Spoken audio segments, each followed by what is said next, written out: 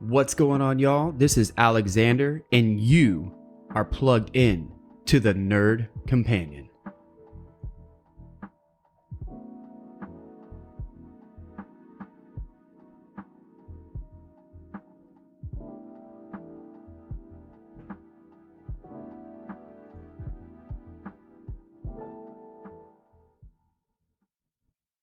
Cold question. You said you're playing Fallout 4 right now? I am. What is your favorite? What's your go-to weapon? Right now, it's been probably... When did that game even come out? Fallout 4? Yeah. Oh my god. Anyway, right now, it is laser musket. Laser musket? That's the one where it has it's like a shotgun, right? Where you can... Well, it is single shot, or you can pre-charge it with 2 cells, and it's a more explosive blast, but... I didn't even know that. I never play energy weapons, which is... I played energy weapons once in New Vegas. New Vegas is probably the most wild one, I feel like, in regards to the themes. Yeah, man. I remember watching whenever that came out. When was it? 2013? Might have been even earlier. For Vegas? Yeah. I think it was before that because I was in the military then. But anyway, my brother were roommates for a while, and he got that, and we used to play that. I just remember how really weird everything was. Like 3 was groundbreaking when it came out. Vegas, when it came out, you could tell that it was a little different. Like maybe the mechanics of the engine was different, but it would, like, in regards to the themes, like it was very, very weird. Like it was just more weird. And then 4, I feel like they really honed in on everything, especially from if you play first person shooters. Yeah. Like they really made it to where you could play it. Yeah. You didn't have to rely so heavily on that. The energy weapon? Yeah. So ever since the plasma gun and Dune. Doom or Dune? Hard Doom. N or hard M? Seriously, Doom or Dune? Doom. Okay, gotcha. Like the BFG 9000? Mm-hmm. I never played the new Dooms. The old ones. Yeah, they were really good. Do you have a Switch? I do have a Switch. So they have Bethesda has like the remakes of them. Get out. No, yeah, dude, and they're fluid. Like it's the exact same graphics, but they play great as like a FPS, and they have gyro aiming. And I don't know if you've ever played an FPS with gyro aiming. I have not. Okay, so it's very difficult to get used to. You're like you try, you're like, oh, this is cool. You play it and you're like, nah, I'm going back. But then you're like, let me keep playing. You keep going back and forth, but eventually you get to the point where it's almost like playing with the mouse. Like that's how accurate it is. Oh. I can't play on a console FPS ever again unless it has gyro aiming. Nice. I cannot do it. And Doom was the first that I got used to playing that with the gyro aiming. All right, here we go. Okay, then. Fallout, the show. If you could give it a rating, what would you give it? 0 out of 10. 10 being the best. I'm going to give it an 8.9. Ooh, god damn. Well, I'm going to give it a 6.5. 6.5. No, I'm just kidding. I'll give it an 8. I give it an 8. It was really good. The first episode, when I did the first impressions, I knew it was going to be that way. I knew it was going to get better. And I remember seeing Rotten Tomatoes gave it actually a really good score, which I was nervous about. And I thought it would change over time as more people would watch it and throw ratings on Rotten Tomatoes. But it actually got higher. No, it was really good. It was really good. I really enjoyed it. What were some of the things that you liked most about the show? Honestly, my favorite part is the ghoul, Cooper. I just liked his character development. I've always liked that kind of wit. I love that actor. It's something Goggins, but he was in Justified as the protagonist. He's always got a mouthy character. Yeah, and it's just his shtick. It's probably how he is in real life. Like, can you imagine being married to that guy? Yeah. Just going, is he really talking to me like that? Like, is he really? Yeah, but he's really funny. I think he's probably everyone's favorite character. Yeah, and I liked, it went through his backstory, which was also the backstory of Vault-Tec. I enjoyed that. You know me. I like the backstory of everything. Yeah. And then I enjoyed Lucy, surprisingly. Lucy. From the first episode, I didn't think I was going to like her very much. But. Because of her innocence? Yes.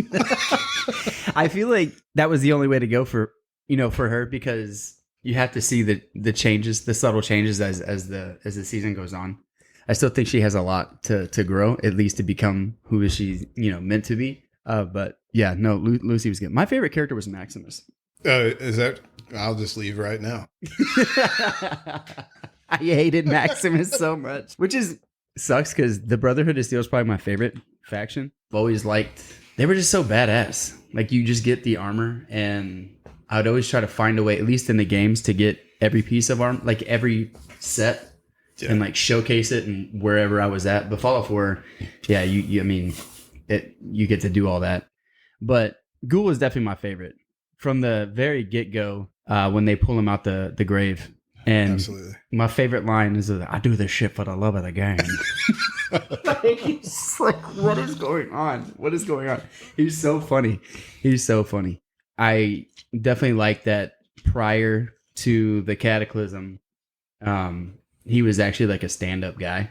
You know what I mean? Just like trying to do the right thing. And then he essentially became the product of everything that his wife essentially was just trying to push the entire time. This is what you wanted, and this is what your solution has made me. Exactly. Yeah. You should have killed her. I don't know. Even in the scenes when he's bugging her pit boy, I was I was at the edge of my seat. Like I was like really into it. Here's a little view into the future. She is definitely the one that's in charge of the chaos. You think so? 100%. Right? Because she's the one that brought up the whole plan. Right. Well, so okay, let's do this. Let's talk about episode 1. We have the introduction to the characters: Lucy, Maximus, the Ghoul. I guess your side characters there, but I think those are pretty much the main 3, right? Well, you have the brother that stays in the vault. That's a main storyline as well. So I would consider him a main character. What's his name? Norm? Norm. Yeah, very smarmy dude too.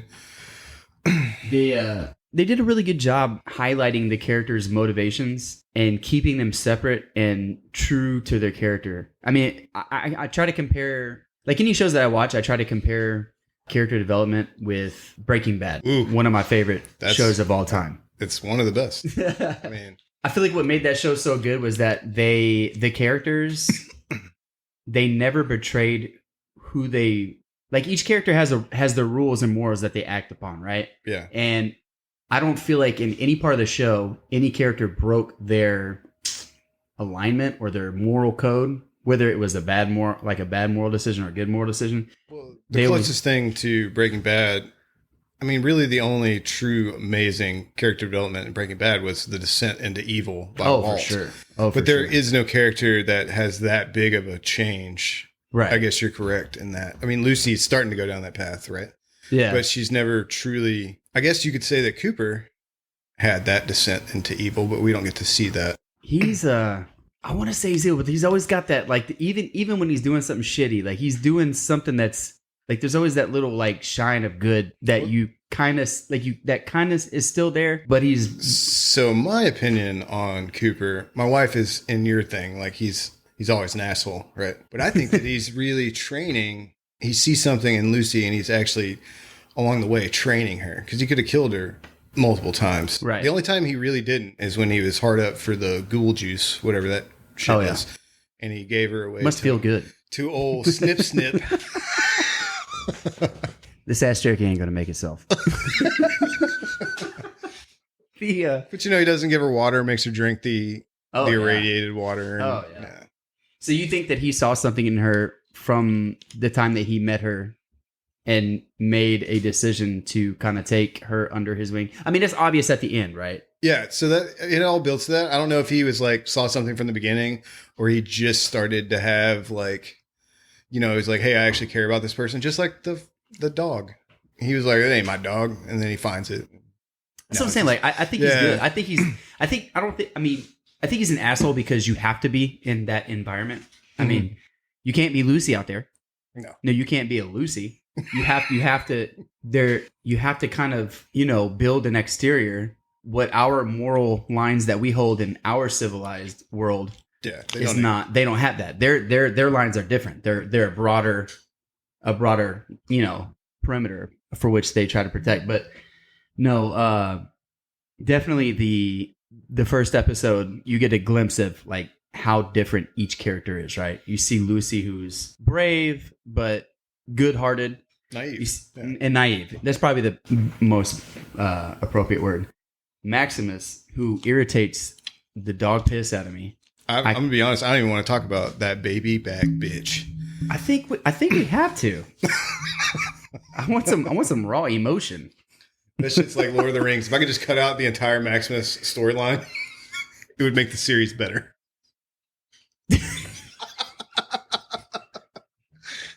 He's Frodo and Sam to me. Just cut him out. Sam was the best, dude. Sam was if anybody was the biggest hero in Lord of the Rings, it was Sam, dude.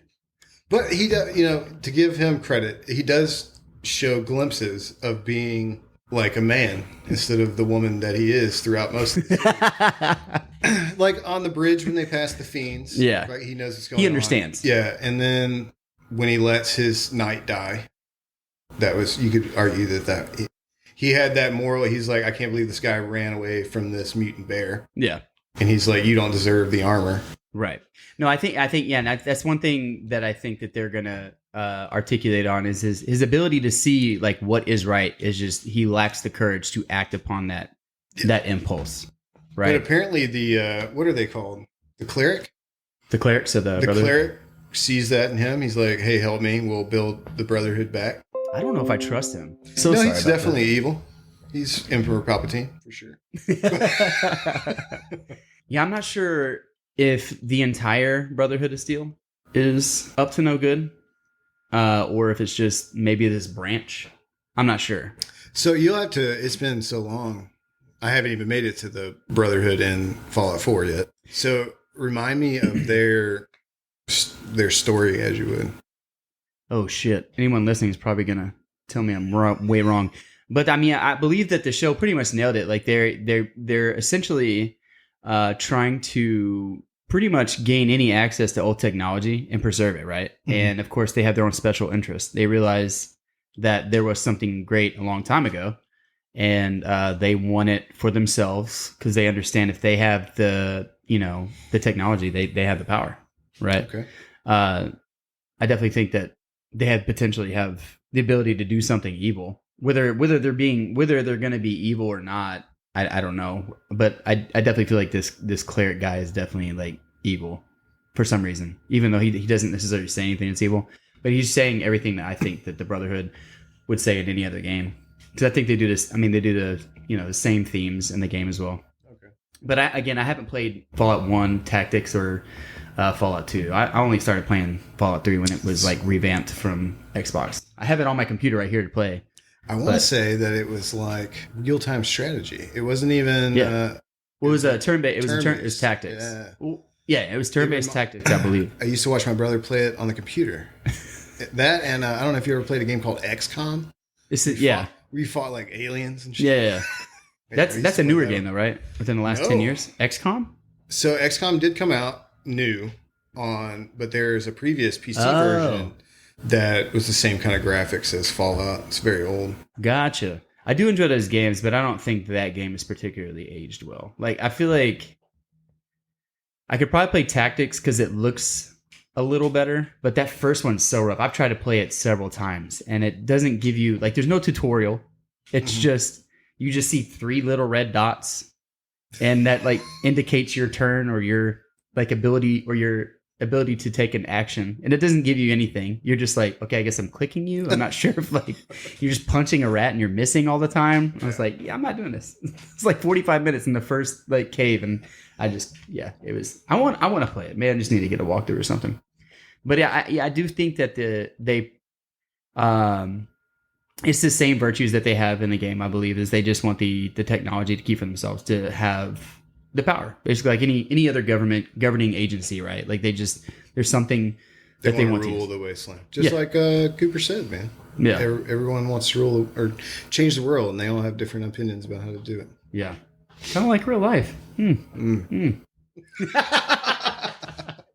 Yeah, Maximus first episode, not too thrilling, not too Not too bright. But then, at the end of the episode, I really thought that he really did try to hurt that girl, put that boot in, because he didn't really like deny it.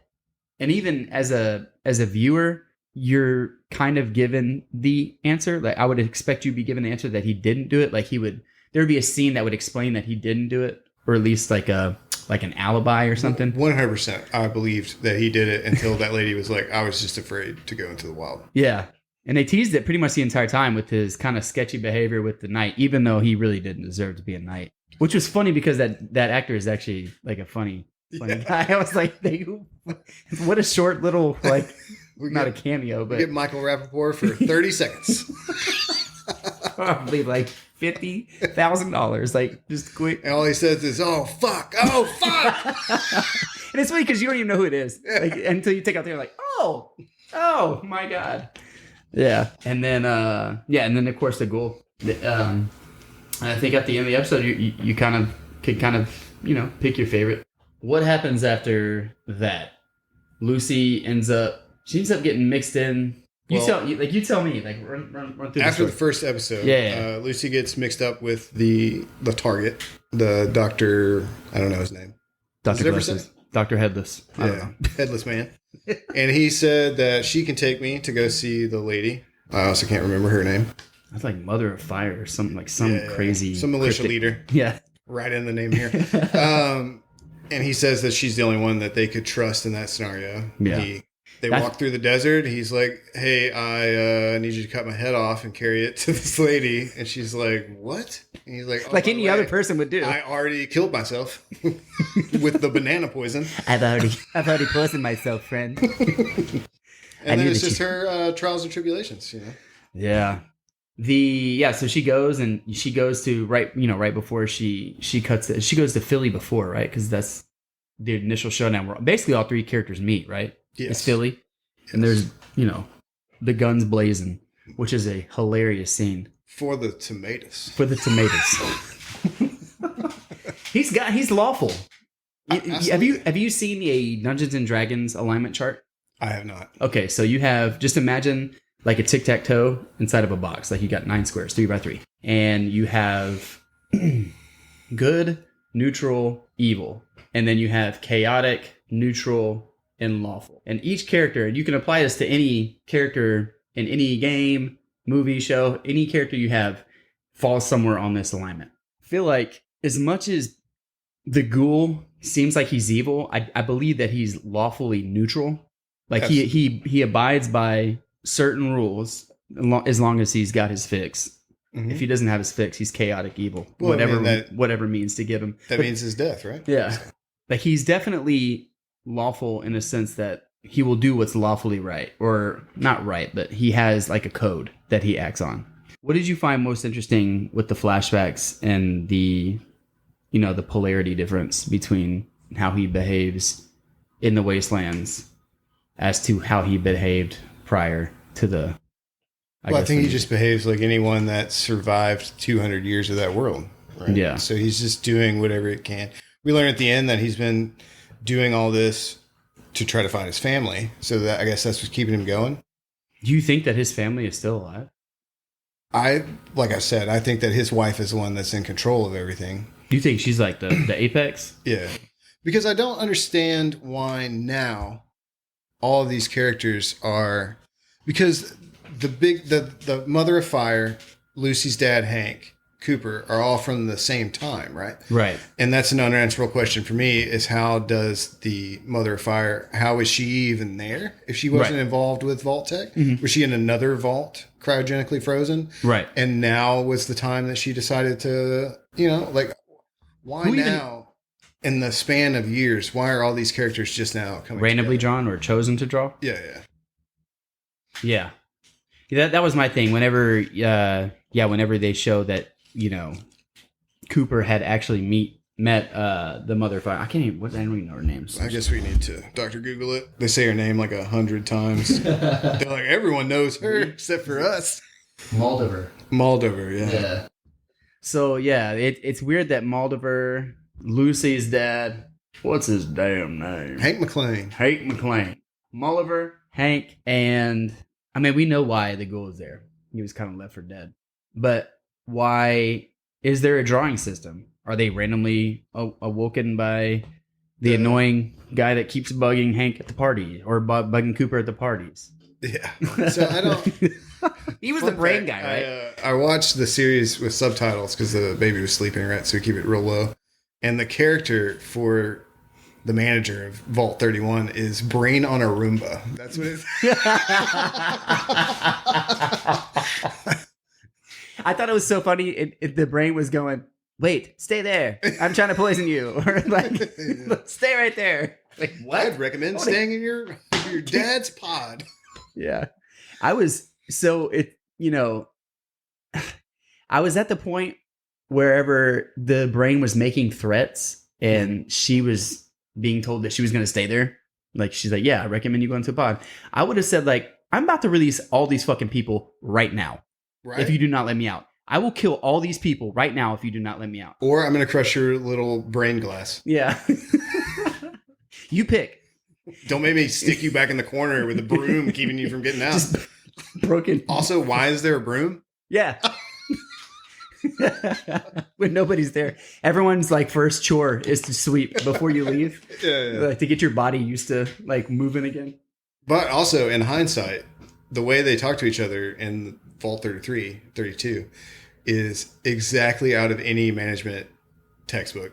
Like, what do you mean? Like how they talk to each other. Like they're always positive, you know? They just talk to you like a manager. You mean like the overseers and stuff? Yeah.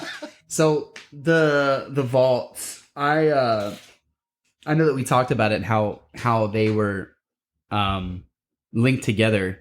What was your theory on how each vault was used? Like, did you think that... So Vault 33 was where Lucy's from, right? Yes. And then Vault 32 was the one that all the bad stuff happened. And then 31 was where everyone was... The managers are. Yeah. So like this trio of vaults is all the vaults were experiments. You know that from the games and from... It goes to it in the series with Vault 4. You know, they all had their own separate experiments. Those three they were trying to breed managers to run the world after whenever they go up. So 32 and 33 are the same, with the exception of it looked like 32 was in the midst of a famine. The crops failed, and then somehow they found out about 31. So that's why they all started killing each other. They resorted to cannibalism. You saw as Norm walked through there with... and then that's why death to management was on the walls. I was thinking that maybe 32 was like a testing ground. Like, so people were being like woken up, right?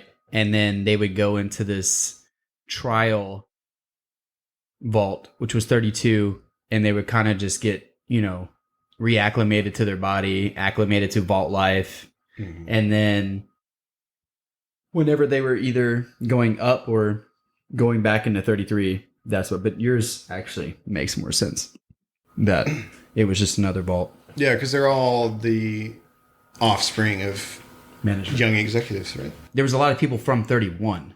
Whenever Norm was doing his research, he was like, where did these people come from? 31.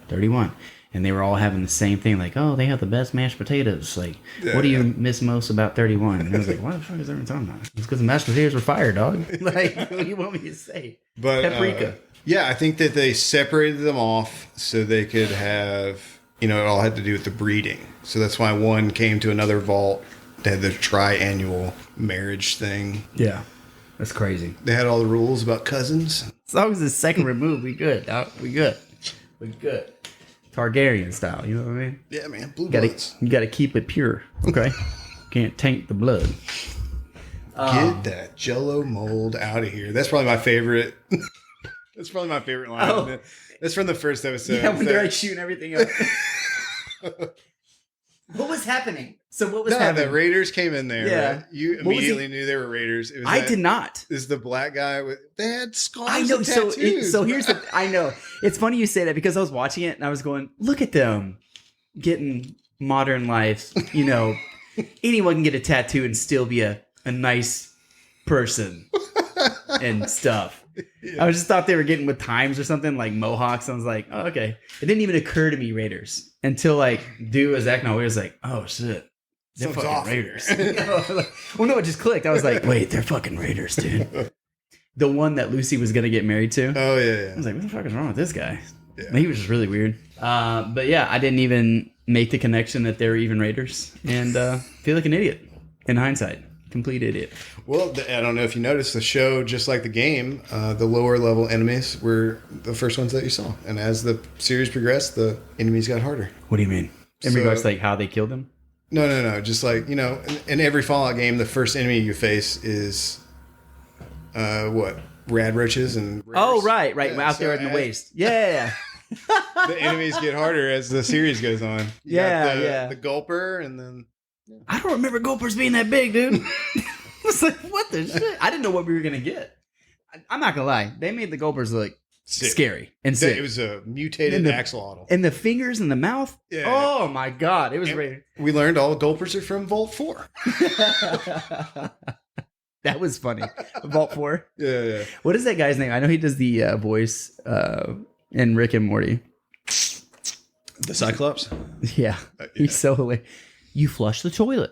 You go pee and you flush the toilet. I just like that the whole time you're in there, it's like a sense of dread. Something's wrong here. Something's wrong here. And then they're like the nicest. Yeah, I know. I was like, okay, they're it's mutants. That's fine. Like, that's cool. Yeah. And they're like, oh, we just let people. I'm like, you're full of shit, dude. You're full of shit. You guys are doing something. Yeah. And even when Lucy goes down, you're just like, oh, we're going to banish you to the wasteland, and we're going to give you 3 weeks of supplies. Yes. And yes, someone will carry them out for you. Like, why didn't we do this sooner? Jesus Christ. Yeah, that was a wild surprise. I feel like that was Vault 4. Yeah. I feel like Vault 4 was the equivalent to New Vegas. Like how weird New Vegas was. Like Fallout 3 didn't have all that weird, like quirky kind of shit. Yeah. And then you play New Vegas and it's like just kind of like outlandish kind of stuff. Like, what the heck is going on? Like that. I want to say that New Vegas was the one where my brother was like, you need to do more side quests. Main quest guy. Just running through the game. I need to beat it in 3 hours. And then you got like the alien. I can't remember if it was 3 or New Vegas. And you get to go up in a UFO. And I know you can do that in 3.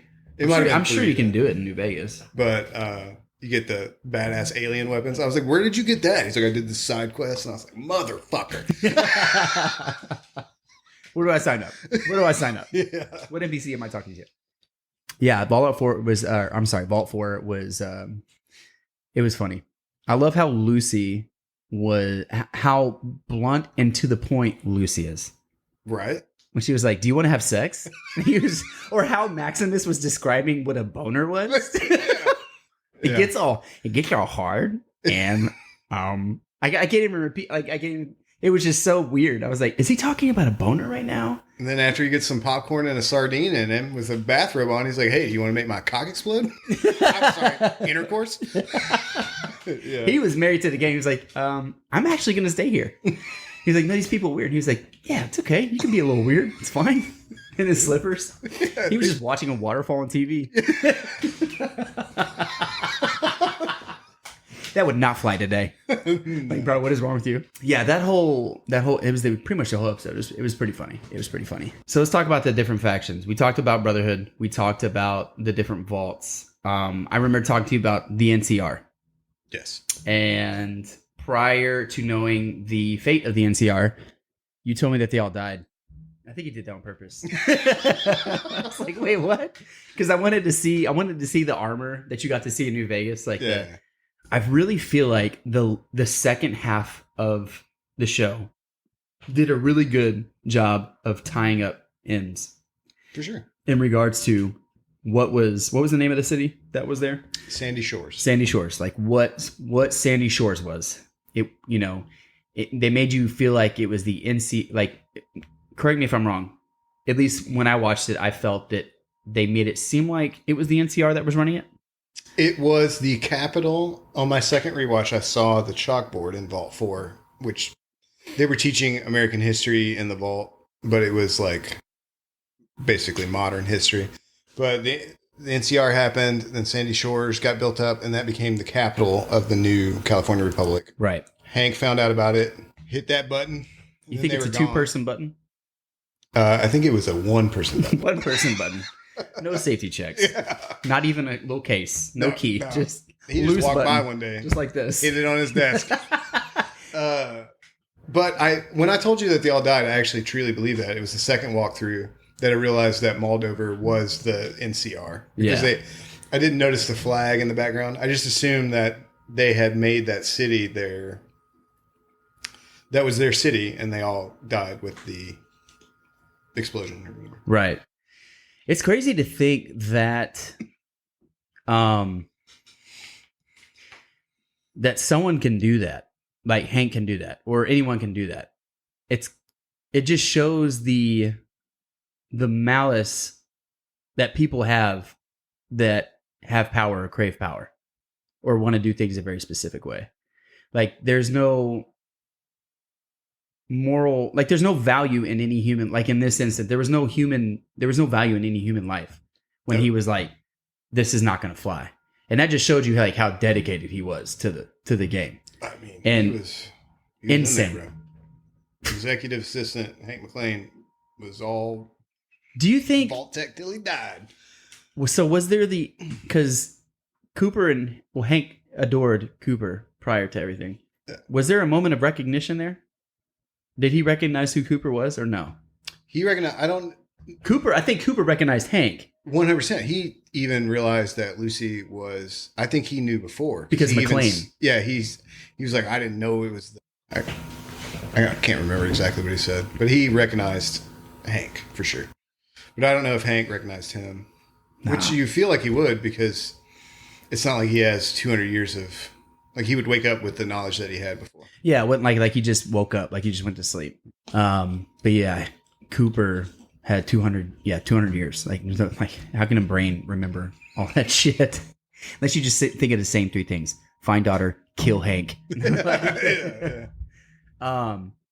But yeah, so yeah, it's crazy that Hank would do that, and so I guess that's a perfect opportunity to go into the different. So in the flashbacks of Cooper, you see that the different corporations, the big corporations, kind of have like this. Our modern, what's the equivalent? What is it? What is it called? Joe Military Rogan. Industrial complex? No. What is the Rogan always talks about it. He has the picture in his bathroom with the guy with the Star Wars outfit. What?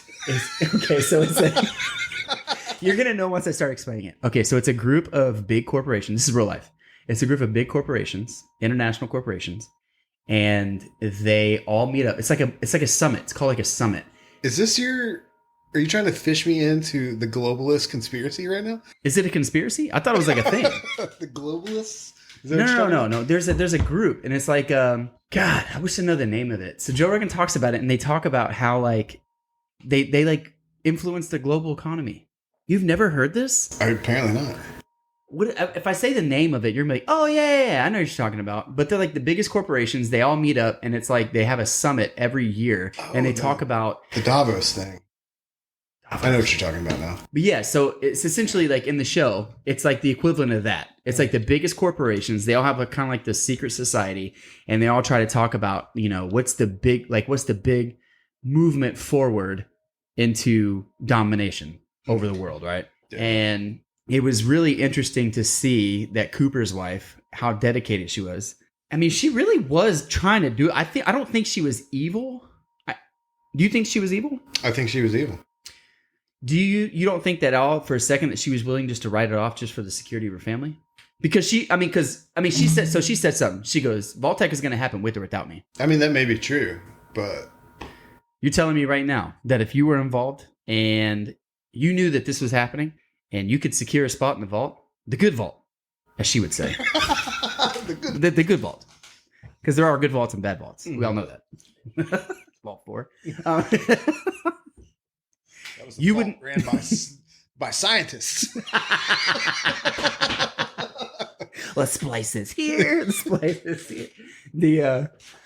But the big frog thing was his grandmother or some shit. It's my great uncle. It's my great uncle. I digress. Damn it, what was I saying? So you were you wouldn't try to secure a spot? You know what's gonna happen. I have no idea what I would do. I don't think that anybody does. I think you'd take it. Think so? If you don't, you're going to be left on the outside. I want to be ground zero. The second the air conditioner goes out, I want. Air conditioning is man's greatest triumph over nature. Yeah. Once that's gone, shoot me in the face, brother. I don't care. I want to incinerate. You will without AC in Houston. Yeah. So let's talk about that. Let's talk about the let me pee. Here's my argument to it is. Are we about to get deep? No, it's just one sentence. Okay. It's like it seems to me that she came up with a plan to set the war off themselves. So if she wasn't involved in that, then we don't know that would happen. In the meeting. Yeah. Yeah. So they were trying to get investments from all these different military corporations by giving them vaults and telling them they can run experiments, whatever. And they were like, well, we're getting a good investment. How do you know that this is even going to happen? And they're like, because we're going to do it. Like, I think that was her idea. And that was Vaultec, right? Yeah. Because Vaultec was the Google of that. You know, Are you saying Google's bad right now? Google? I love Google. I love Google. Here's my watch. I love Apple. I love Google. You like speaking into it, but I love Google. I love Apple. Everything's great. They were the biggest corporation. So I think we can both agree, Cooper, the Ghoul, best character. 100%. I think we can both agree that the weakest character Maximus. is Maximus. And Theodus, his little companion, who turned into a ghoul. Yeah. Oh, what? That's another one of my favorite scenes is when he like sits down in that car, pulls his boot off, pulls his sock off. He's like, I'm going to fucking die. It's like toes hanging off and shit. I don't even know how he got his foot on or the shoe on and not ripped his toe off. Like that's how far it was like off of his foot. Like, yeah. He's just heel walking his way across the. Jesus. And both looking forward to Lucy growing as a character. Yeah. All right, let's get into the meat potatoes. Let's talk about the parallels. Tinfoil hat. Let's talk about the parallels between the Vaultec conspiracy and actually what's happening in real life. No, I'm just kidding. Well, Eisenhower warned us in the 50s. What did Eisenhower Beware say? of the military-industrial complex. That's exactly what's happened. Yeah. How much money do you think they made in the military-industrial complex? I really found that the telling of that story, I didn't know I was going to get that. Mm-hmm. I thought the vault was just going to be this big mystery thing. I didn't think they were going to give us a hard answer. And I was hearing stories like that really kind of like puts me in a state of like very mild paranoia because it's like, this could really happen.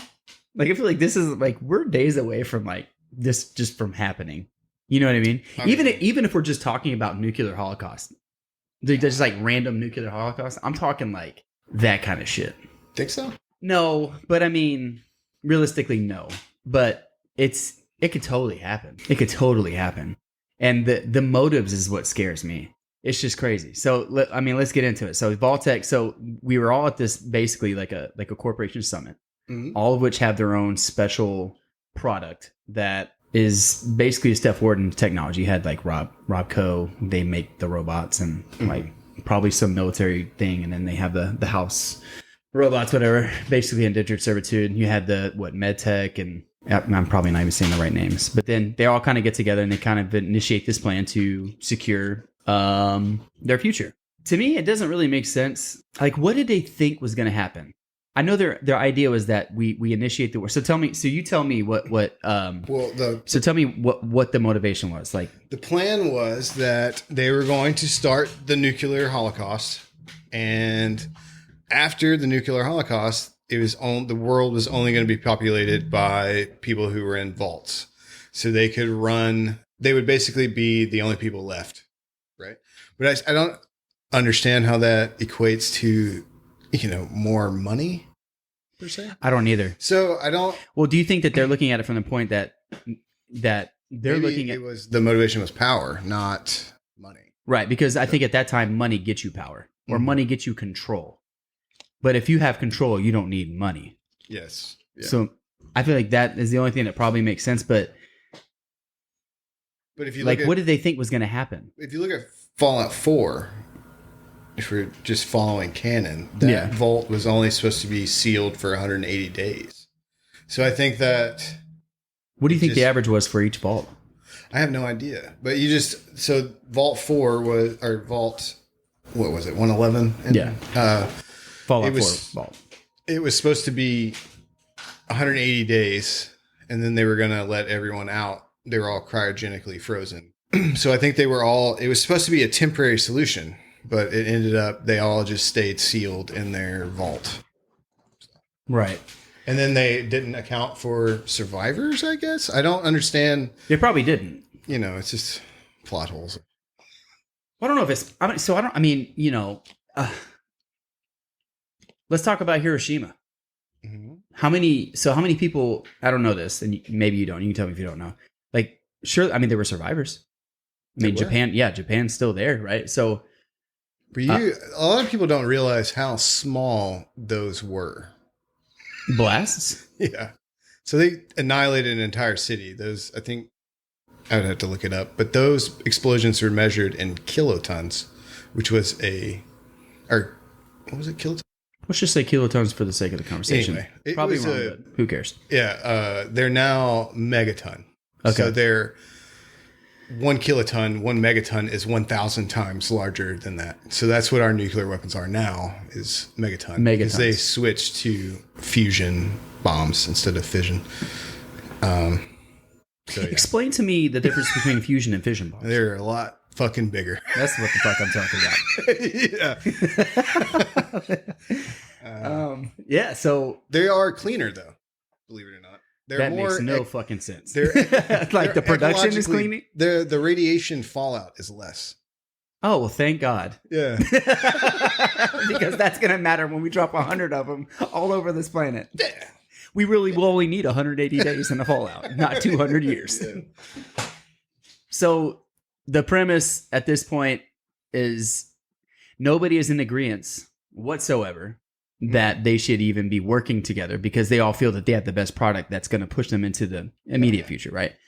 And so nobody wants to agree. And then old wife comes in clutch and basically initiates planned death mode. Yeah. And tells them, we're going to ensure, because at this point in the story, there's been peace talks. There's been tensions with Russia, right? Mm-hmm. And there's peace talks, and they're kind of like walking on eggshells on thin ice. Like, we're not really sure if this is going to happen. Everyone's scared. Everyone's preparing for the worst, but there's peace talks. And there might be, like, if I caught it correctly, there might have been like little spats in like different areas, like little like physical confrontations all over the world, but nothing to a nuclear Our boy the level. Ghoul was a veteran, and he fought in Alaska. But what it's all kind of sprinkled in there. They're an evil corporation, obviously, but war is profitable, right? So that's how that cold fusion that the guy injected in his head, they had that back then. Moldover, she was like, that's my patent. Vault-Tec bought every company that ever had, and they just stowed it because the war was based on, they called it the resource wars. They were fighting for energy production. Imagine that. Yeah, who would have thought? Which is probably why they were in Alaska. All that oil. Oil? What oil? Yeah. Nobody said nothing about no oil. So yeah, they were buying up all the technology that could have ended the war by unlimited resources to continue their profits. And so that was Moldover. Yeah. Yeah. So she had the technology to have basically long sustainable energy that didn't rely on big corporations' influence and basically breaking away from a subscription-based model, essentially. Yeah. And giving people free energy. Mm-hmm. Which is crazy because, like, in the beginning of the show, you're introduced to Moldover. You're like, what a fucking asshole who created a vacuum bomb that was weak sauce. Like, they all ran off in the beginning, like, dude, this bomb's gonna be huge, and it was just like maybe would have taken out like my door, and they fixed it. Like, what were you planning on doing? Like, well, here's my thing. It's like, how many fucking spare doors do they have in this vault? Like, I don't even think a single shred of debris hit the freezer closet that Lucy was locked in. Yeah, I bet she was like, oh. Okay. Yeah, we're good. So Mulder, she creates this technology that basically and this is pre nuclear holocaust, 200 years into the past. She creates a sustainable energy source, and she basically is trying to offer it, but Vaultec is trying to shut that shit down. Correct. So you have corporations basically trying to throw us into nuclear holocaust so that we have to buy vaults, and basically all these corporations are now going to be getting involved. Mm-hmm. But I guess it's scary to think about, because it's like, like every time I see stuff like that, I'm just like, man, I could totally see that happening. Maybe not on that sort of scale, but like, Well, if you want to get tinfoil hat, let's do it. All the wars that we're in now are keeping the economy afloat. So you always think about it as in terms of munitions, right? But think about all the ancillary stuff a war zone needs. They need gauze. They need saline bags. They need food. Yeah. They need batteries. They need electronics. Contracts for construction. Yeah. So, I mean, if we didn't have the war in Ukraine, the war in Israel going on, where would our economy be with the inflation that it has? Tesla. X. Tesla. Robco.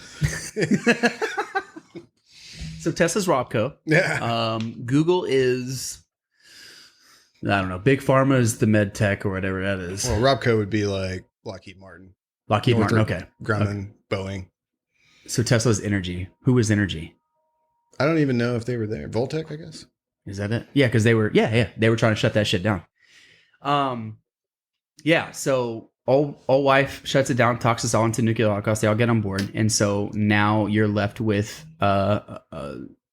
nuclear wasteland, and you find out that old lady that basically took Lucy's dad, that pretty much is the catalyst for her to move out of the vault, kidnapped the dad, and you find out that she was actually a good person. Moldover? Oh yeah, Was she good?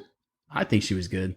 She did the necessary evil to do. Explain to me why she kept Lucy's mom there as it tails. That was weird. That was kind of like a loose end we never learned about. Yeah, it was weird. Maybe so there had to have been some sort of relationship between Moldover and Hank a long time ago that maybe we don't have a story yet that might be introduced in season 2. Yeah, we have to, because she says whenever she meets Cooper, they're like, oh, go to this communist thing. And she's like, I'm not a communist. I'm a fucking patriot. Well, she's like, I'm not a communist. That's just the term they use because she's rich, right? Yeah. And, she's like, if you only let your enemies be hypocrites, then you'll lose or whatever. So we never really understand that whole. I feel like in the second season, we're going to learn more about the Moldover. Oh, can't wait. But she's dead. So I don't know. Is she though? Yeah, she's dead. Are you sure? Maybe she ghouls out. I don't know. You don't even know how she died and she could have died in the nuclear holocaust. Something could have happened, man. That's true. Maybe she's There is a vault. I want to say it was in New Vegas. The Gary Vault. Was that New Vegas? Gary Vault. What's the? Yeah, it was just clones of a guy named Gary. Wait, what? Did I miss that? That was in the show? No. It's in one of the games. Oh, I was like, wait, what? Yeah. I was like, where was Gary? Yeah. Just a bunch of clones of Gary. That's terrible. That is terrible. Can you imagine 100 clones of you? Oh, I'd Vault 32 it. You're all gonna die. Strongest Carson wins. Yeah. Even so. I guess. Shoot, McGroot. Lost in thought. There's a lot of images of the Fallout show going through my head.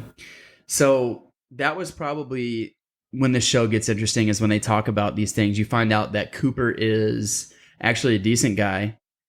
He has a strong moral code. Yes. And he's probably one of the most admirable characters in any show that I've seen in a while. You know what I mean? Who has like strong moral code, believes in justice. I mean, he's John Wayne, right? That's he's just a really cool character, and he is perfectly hard in the ways that he needs to be living in the wastelands. He pays for tomatoes. He pays his debts. He looks out for people, even though he acts like he doesn't want to. But yeah. So what do you think is going to happen in season 2? I mean, it's New Vegas, right? You see the skyline. It was introduced. I don't know how much New Vegas is going to be in there. Hopefully a lot. Well, homie power armored his way across the desert. I mean, Hero Hank. Oh, yeah. The ending war scene was pretty cool. I'm excited to see what Maximus is going to do. I think that the Moldover talking to Maximus, I think that conversation is going to resonate heavily with him. Mm-hmm. They were acknowledging him as like a war hero, and he vocalized, not loudly, but vocalized that he didn't do it, which I think was a huge step in his character development, because otherwise he would have just, yeah, I did it. Like he was starting to turn like, no, I did not do that. And I think you're really going to start to see growth in Maximus. I think, well, I'll always look at him as a punk bitch, but that's because that's what he is. That's what he is. Here's my question. What do you think the Brotherhood's going to do with the cold fusion? Because now they have it. They'll probably use it. Well, they seem to have some sort of energy source because they're flying around in huge, Zeppelins. Yeah, you don't need much energy for that. You just need some helium or hydrogen. You think that's all they're using? How are they getting the helium and hydrogen? I don't know. I don't know how much of this to take seriously, if you're fucking with me or not. What? A Zeppelin is... It's either it looked like there was a lot of machinery on that thing. Like, that has to be like a lot of power being used. Like, I thought I saw like Gatling guns on there. Like, well, you got to remember that the all of their stuff is powered by fusion cores, and they're unlimited, right? They don't run out of... Do they not? I mean... they don't in the show, obviously. Well, and Fallout 4 was the first one where you could run out of whenever you got power armor, right? Yeah, because I don't remember 3, and I don't remember using power armor in 3. But yeah, I do remember like snagging power like fusion cores wherever I could. Yeah.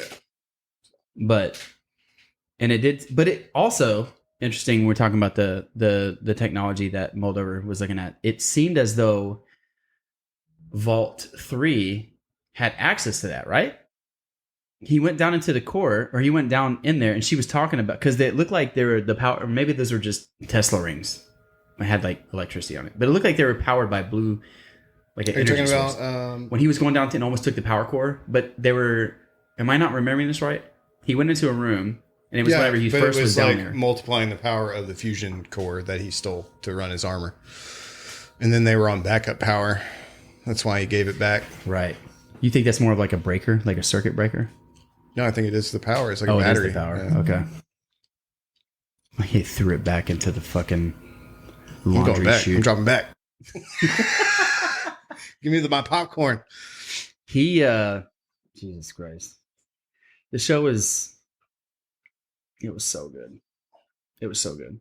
I was on the fence until about like episode, like it was good, but I wasn't like convinced. It was like, yo, this is the shit. The last 3 episodes, really. Yeah, the last 3 or 4 episodes, like, okay, they're building something worthwhile. Like, it's not just shoot 'em up carnage kind of thing. Like, they were really pushing like a strong story there. I was surprised that it set it up for a second season. I thought it was going to tie itself together. Like, I'm surprised that the characters are moving forward. I figured Fallout would be like the games where it's, what do they call it? Where it's an anthology, where it's different characters every season. Oh, okay. So, like different. They could still very well do that. Like New Vegas would have its own characters. And a different time. And you go to the Commonwealth, whatever. They could still do that. And you could still have a different story, probably maybe 100 years in the future. And then still tie in like what's going on here. You know what I mean? And you'd still have the same reliable constant, Mr. Cooper Ghoul.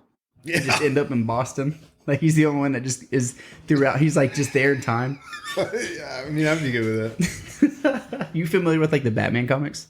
No. So in the Batman comics, at least some of the ones that I was reading, is that the Joker, there's a couple issues where Bruce is finding out that the Joker's actually been alive for 100 years, like hundreds of years, and they find him in old photographs, like as the Joker. What is he? I don't know. Oh, okay. I guess I haven't got there. Has it been answered? But it's just reminding me of like when I was thinking about that when I was thinking about the Ghoul, like how he's just like been the constant and like how many stories that he's been involved with for these 200 years.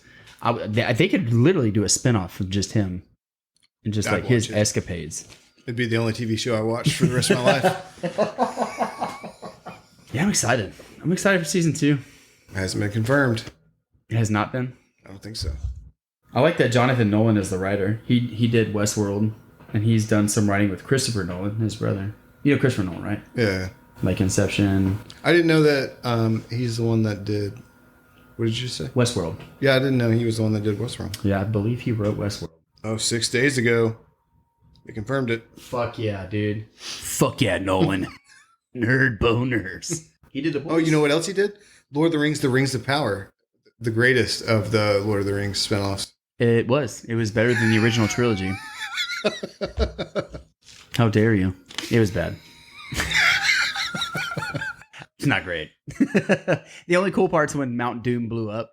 Because, like, the area of Mordor was just like a big old forest. Oh, really? Yeah, it was a big old forest. And so they talk about how the volcano blew up and, like, destroyed that motherfucker. And it was like, oh, that's how Mordor happened. And it was cool just to watch. It was like basically like an atomic bomb. You show me any video of atomic bomb, I'm always like, holy shit. I just watch it. I'll watch them all day because you're like, you just see that power. You're like, oh my God. Like the devastation. But yeah, so they do that and it destroys all that whole area. And that's what Mordor looks like now. Yeah. Volcano farted and that's what it was. I didn't make it past the second episode, so. It's not a very good show. I would say it's fan fiction at best. I'm assuming you know this now because you made a meat and cheese board today. You made a charcuterie board. I hope you have a license for that because you can't. You know, there's a license for charcuterie boards.